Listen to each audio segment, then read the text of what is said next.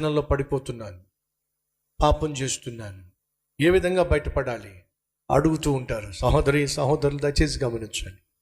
మన తలంపులు, మన ఆలోచనలు పరిశుద్ధంగా ఉండాలి అంటే ఖచ్చితంగా నువ్వు మోకాళ్ళ మీద ప్రభువు సన్నిధిలో ప్రార్థన చేయాలి. వాక్యము, ప్రార్థన మాత్రమే నిన్ను పరిశుద్ధమైన జీవితంతో నింపుతుంది. నువ్వు భోజనం చేస్తున్నావు, అన్నం తింటున్నావు, ఆ అన్నం నీ శరీరానికి ఎలా ఆరోగ్యాన్ని ఇస్తుందో తెలియదు, కానీ ఆరోగ్యాన్ని మాత్రం ఇస్తుంది.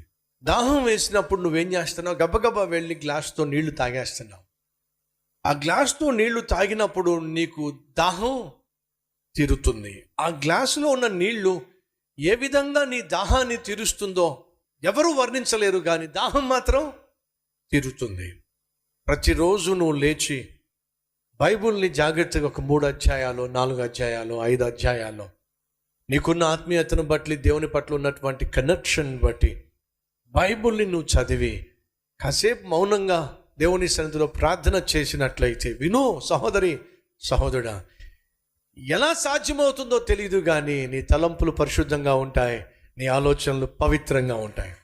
ఎలా తెలియదు, కానీ అది మాత్రం ఖచ్చితంగా సాధ్యం. నీళ్ళు ఏ విధంగా నీ దాహాన్ని తీరుస్తున్నాయో నువ్వు వర్ణించడం సాధ్యం కాకపోయినా దాహం మాత్రం తీరుస్తున్నాయి. ప్రతిరోజు దేవుని సన్నిధిలో కొంత సమయాన్ని గడిపినట్లయితే నీలో ఉన్న అపవిత్రత, నీలో ఉన్నటువంటి అపవిత్రమైన తలంపులు, కోరికలు తొలగిపోతాయి. ఉదాహరణ, ఇది మ్యాగ్నెట్ అనుకోండి, ఇది గుండు సూది అనుకోండి, పక్కనే పెట్టండి. ఇలా పక్కనే పెట్టిన తర్వాత కాసేపు అయిన తర్వాత ఈ గుండు సూదుని తీసేసేయండి. ఈ గుండు సూదుని తీసుకెళ్ళి మరొక గుండు సూది పక్కన పెడితే ఏమని చెప్పండి? గుండు సూదుల మధ్యలో తీసుకెళ్ళి ఈ గుండు సూదుని పెట్టి ఇలా అన్నారనుకోండి, ఎన్ని గుండు సూదులు దాంతో బయటకు వస్తాయి? 4-5 గుండు సూదులు బయటకు వస్తున్నాయి. అవునా, వస్తాయా? ఇది గుండు సూదే, సేఫ్టీ పిన్ అది.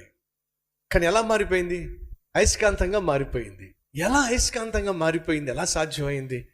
ఈ మ్యాగ్నెట్లో ఉన్నటువంటి అయస్కాంత తత్వం ఈ గుండు సూదిలోకి ఎలా వెళ్ళిపోయిందో తెలియదు. గుండు సూదే, కానీ మ్యాగ్నెట్తో కాసేపు గడపడం వల్ల ఈ గుండు సూది కాస్త మ్యాగ్నెట్ లాగా వ్యవహరిస్తుంది. ప్రొద్దుటే లేచి మోకాళ్ళ మీద పడి ఒక పావుగంట, అరగంట సేపు పరిశుద్ధుడైనటువంటి దేవుని ప్రక్కనే నువ్వు కూర్చున్నావంటే ఏమవుతుందో తెలియదు, కానీ ఆ పరిశుద్ధుని యొక్క పరిశుద్ధత నీలోకి ప్రవేశిస్తుంది.